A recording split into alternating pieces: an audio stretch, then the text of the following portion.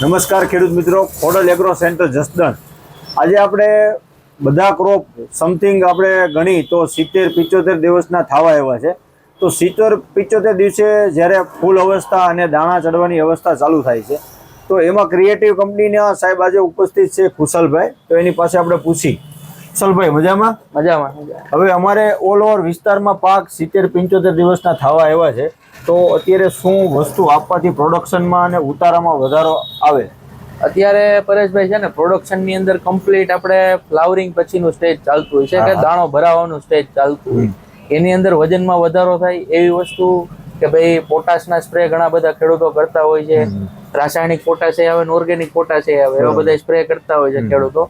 એનો અત્યારે વપરાશ કરે તો સારું રહે કે આગળ જતા ઉત્પાદનની અંદર વીઘે મણિકા વધારે નીકળે વજનમાં. બરોબર. એમાં આપણે આ વર્ષે તમને એક પ્રોડક્ટ નવી આપી છે ક્યુરેટિવમાં, રોડોફાઇટ પોટાશ પ્લસ 1% સલ્ફર સાથે આર પોટાશ નામથી.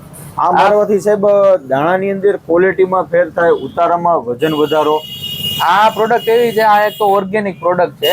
રોડોફાઇટ પોટાશ છે આની અંદર 20% માત્રામાં છે, પ્લસ 1% સલ્ફર સાથે છે. બરોબર. આ પોટાશ છે એ કોઈ પણ ફૂગનાશક સાથે ચાલશે અને કોઈ પણ જંતુનાશક સાથે પણ ચાલશે. જેમ તમે 0050 છટવતા હોય તો એ ફૂગનાશક સાથે કેમ ન છટવતા, આપણે અલગથી સ્પ્રે કરાવવો પડે. અને રાસાયણિક પોટાશ હોય એટલે કે છોડને પ્રકાશ સંશ્લેષણની ક્રિયા કરી અને ખોરાક બનાવીને એ ગ્રહણ કરી શકે. તેની સામે આ છે ઓર્ગેનિક પોટાશ છે. આ આંતરસ્ત્રાવીય પોટાશનું છોડની અંદર જ ઉત્પન્ન કરાવું છે, જેથી કરીને 24 કલાકની અંદર એનું કામ ચાલુ કરશે ને તમને અઠવાડિયા 10 દિવસમાં કમ્પ્લીટ સારું એવું રિઝલ્ટ મળશે. રિઝલ્ટ એમાં મળશે કે ભાઈ દાણાની સાઈઝ, વજન વધારો પ્લસ શાઇનિંગ, જેથી કરીને માર્કેટમાં સારા એવા ભાવ મળી શકે. એના માટે વપરાશ કરવા લાયક વસ્તુ છે. 90 ગ્રામ પ્રતિ એકરનો ડોઝ છે. બરોબર.